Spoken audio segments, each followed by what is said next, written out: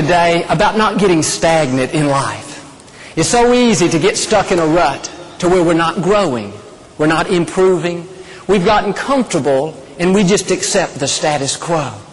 We're not happy in our marriage, but at least we're still together. We've struggled with our weight for years, but it's just too hard. It's not worth it. Or maybe at one time, we were determined to break bad habits. We were determined to overcome addictions, but now it's easier to just accept it. I've heard people say, I've had this sickness my whole lifetime. I'll probably die with it. I've gone as far in my career as I can go. I just can't control my temper. Too often, we settle for things that are far less than God's best. But if we're going to become all that God's created us to be, we've got to learn to keep pressing forward in life. We've got to draw the line in the sand and say, no, I'm not going to be comfortable where I am. I'm not going to learn to live with these addictions. I'm not going to make excuses for the way I treat people. I'm not going to get content where I am in my career. I'm going to stir myself up and start pressing forward. I'm going to start believing for greater things. And our attitude should be, I'm coming up higher. I'm going to become all that God's created me to be.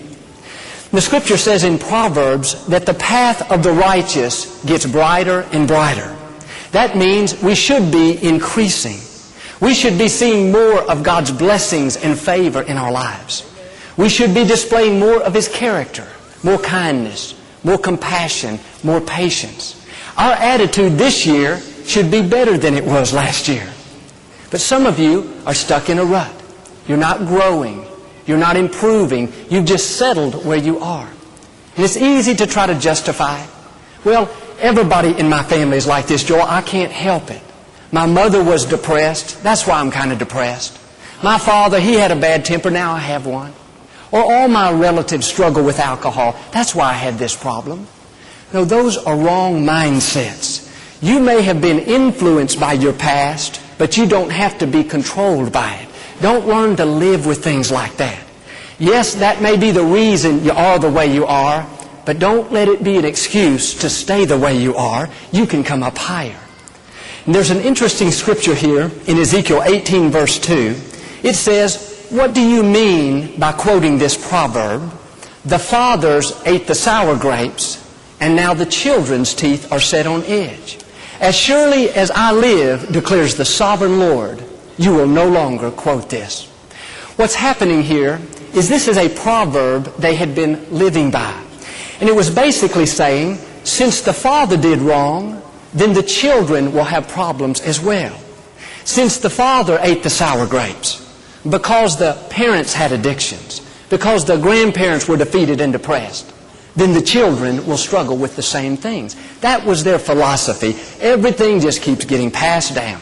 That's who we are. And evidently, they'd been thinking this way for a long time because God showed up and said, hey, stop saying that.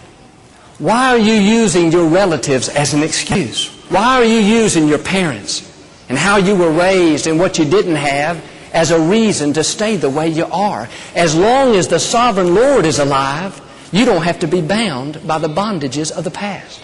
In other words, your relatives may have eaten the sour grapes. Your parents may have made some poor choices in life.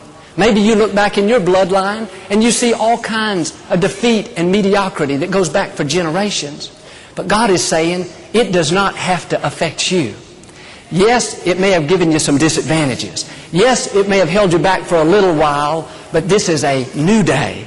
And if you'll get rid of the wrong mindsets and start pressing forward, then all the forces of darkness cannot hold you back. Understand what's happened in your past, how you were raised, what your parents did or didn't do for you cannot keep you from becoming all God's created you to be. And I hear too many people today saying things like, well, everybody in my family gets divorced. My mother and dad, they argued and fought all the time. Now my wife and I, we argue and fight all the time.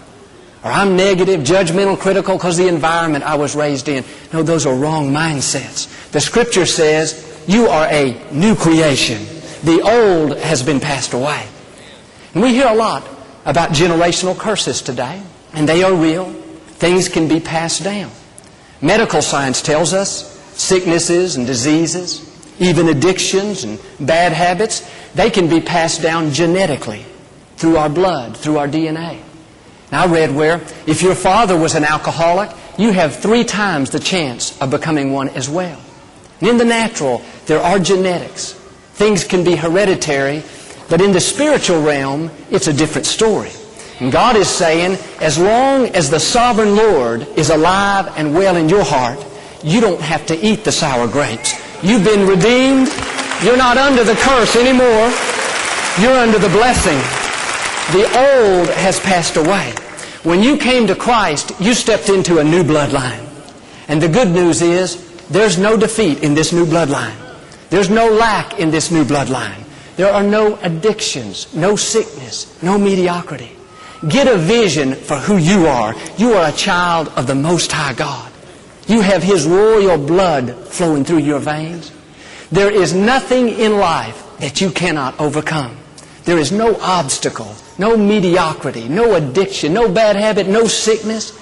You have everything you need right now on the inside of you to fulfill your God-given destiny.